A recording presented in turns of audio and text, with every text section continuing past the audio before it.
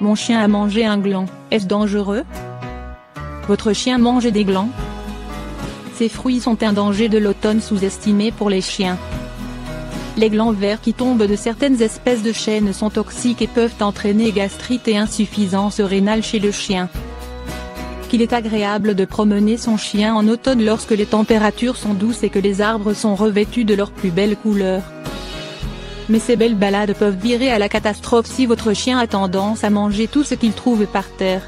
L'ingestion de corps étrangers peut en effet être très dangereuse.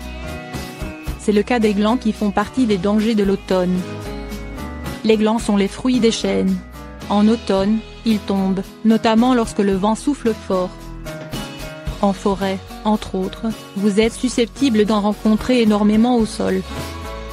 Et il se pourrait bien que votre chien joue avec et finisse par les croquer.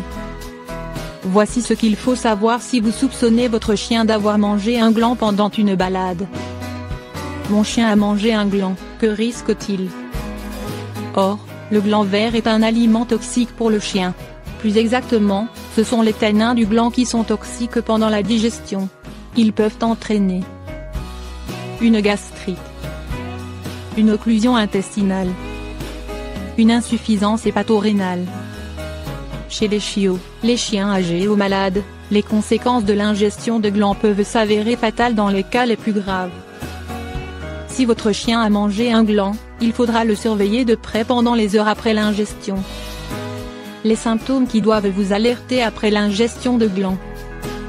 Si votre chien a mangé un gland et qu'il présente l'un des symptômes suivants, consultez un vétérinaire sans attendre.